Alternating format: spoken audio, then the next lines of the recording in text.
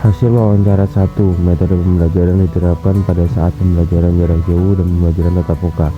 Pembelajaran pada saat pandemi seperti sekarang ini, siswa dibagi dalam pembelajaran tatap muka, 1 minggu nomor absen ganjil dan 1 minggu nomor absen genap. Menyiapkan pembelajaran 2 untuk pembelajaran tatap muka dan pembelajaran jarak jauh. Metode tergantung dari materinya. Medianya bisa menggunakan Zoom Meeting, Google Meeting, serta pembagian kelompok. SMA Negeri 5 sudah memiliki aplikasi psikologi. Ketika ada COVID-19 menggunakan aplikasi tersebut untuk pembelajaran jarak jauh. Hasil wawancara 2. Kendala mengajar pada saat pembelajaran tatap muka dan pembelajaran jarak jauh. Pada saat tatap muka, hambatannya lebih sedikit dibandingkan pembelajaran jarak jauh karena bertemu dengan anak murid secara langsung untuk mengingatkan apabila ada kesalahan. Namun pada saat PJJ banyak kendalanya. Pertama, jaringan internet, karena tidak semua jaringan internet baik serta tidak siapnya siswa terhadap kuota untuk bisa mengikuti pelajaran. Kedua, ketika siswa bermasalah atau malas pada setiap tatap muka bisa langsung menegur, tetapi pada saat PJJ lebih sulit karena tidak ada di depan mata, hanya bisa dihubungi melalui telepon apabila ada masalah pada siswa. Hasil wawancara 3. Apa saja materi yang dianggap sulit pada siswa? Pada kesulitan materi tergantung pada kelas dan siswa masing-masing. Ada materi yang mudah dan juga ada yang sulit. Untuk kelas 12 di semester ini, siswa memiliki kendala pada materi teks editorial.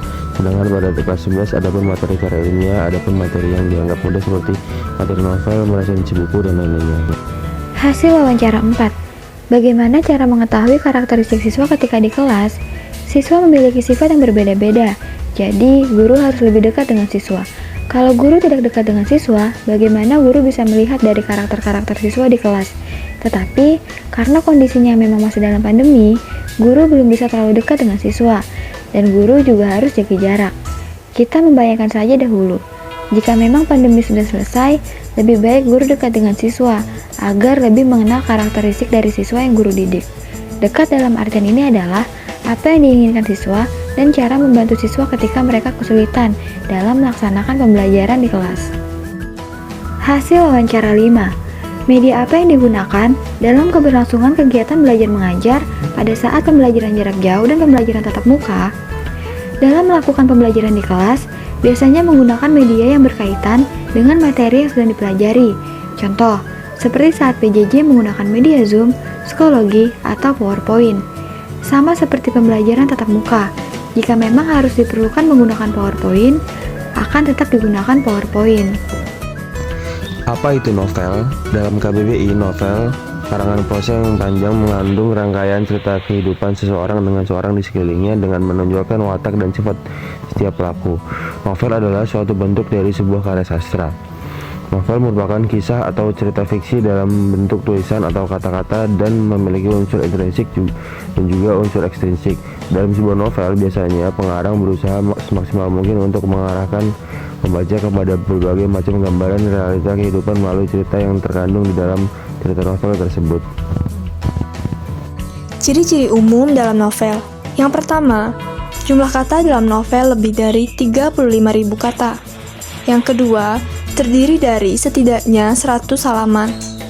Ketiga, durasi membaca novel itu setidaknya 2 jam atau 120 menit. Yang keempat, ceritanya lebih dari satu impresi, efek, serta emosi. Kelima, alur cerita cukup kompleks dalam novel. Keenam, seleksi cerita dalam karya sastra novel lebih luas. Yang ketujuh, ceritanya lebih panjang, namun banyak juga kalimat yang diulang-ulang. Kedelapan, novel ditulis dengan narasi, kemudian didukung dengan deskripsi dalam menggambarkan atau mengilustrasikan situasi dan kondisi yang ada di dalamnya. Kebahasaan novel. 1. Karena sifatnya bercerita, maka novel akan banyak menggunakan kalimat yang bermakna lampau. 2. Urutan peristiwa dan alur akan membuat novel cenderung menggunakan kata yang menyatakan urutan waktu atau biasa disebut dengan konjungsi kronologis. Seperti kemudian, selanjutnya, akhirnya.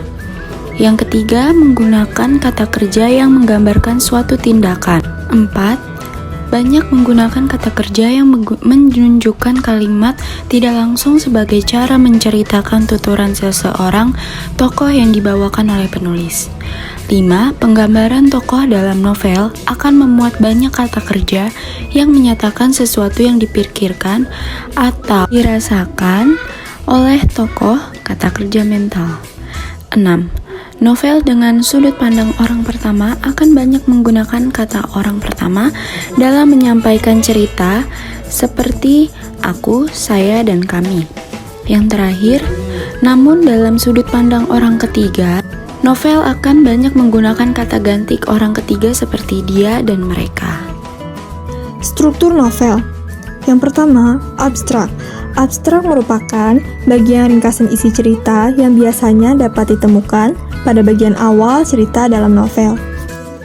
Yang kedua, orientasi. Orientasi merupakan bagian penjelasan tentang latar waktu serta suasana. Seperti misalnya terjadi cerita, kadang juga bisa berupa pembahasan penokohan atau perwatakan. Yang ketiga, komplikasi. Komplikasi merupakan suatu urutan kejadian yang dihubungkan dengan adanya sebab akibat, yang mana tiap-tiap peristiwa atau kejadian itu terjadi karena adanya sebab serta mengakibatkan munculnya kejadian atau peristiwa yang lainnya. Yang keempat, evaluasi. Evaluasi merupakan bagian yang mana konflik yang terjadi pada tahap komplikasi itu terarah menuju pada titik tertentu. Kelima, resolusi. Resolusi merupakan suatu bagian dalam novel yang memunculkan solusi atas sebuah masalah atau konflik yang sedang terjadi. Dan yang keenam, koda. Koda merupakan suatu bagian akhir atau penutup cerita di dalam novel. Jenis-jenis yang ada pada novel. Yang pertama, ada novel fiksi. Ialah karya sastra novel yang tidak terjadi dalam kehidupan nyata. Yang kedua, ada novel non-fiksi. Ialah karya sastra novel yang pernah terjadi dalam kehidupan nyata. Unsur intrinsik novel. Yang pertama ada tema.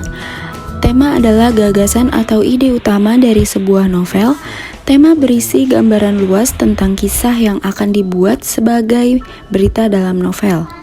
Yang kedua ada tokoh dan penokohan. Tokoh adalah pelaku dalam sebuah novel, sedangkan penokohan adalah watak atau karakter dari pelaku dalam sebuah cerita novel.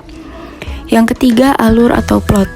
Alur berisi urutan jalan cerita dalam novel yang disampaikan oleh penulis novel. 4. Latar atau setting. Gambaran peristiwa-peristiwa yang mengacu pada waktu, tempat, dan suasana yang terjadi dalam novel. Yang 5. Sudut pandang. Strategi yang digunakan pengarang untuk menyampaikan ceritanya.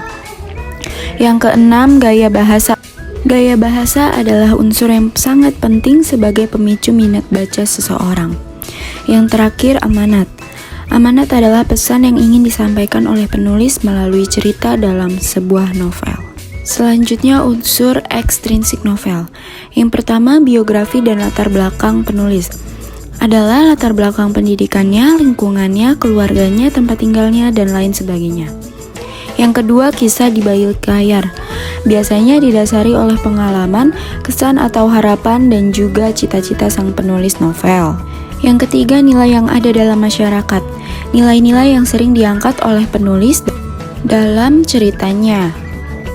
Berikut contoh-contoh soal yang ada pada materi novel. Yang pertama, apa yang dimaksud dengan novel? Lalu pada nomor 2, apa saja unsur intrinsik novel? Lalu yang ketiga, tulislah unsur intrinsik pada novel. Yang keempat, jelaskan struktur yang terdapat dalam novel. Lalu yang kelima, tulislah ciri-ciri umum dalam novel.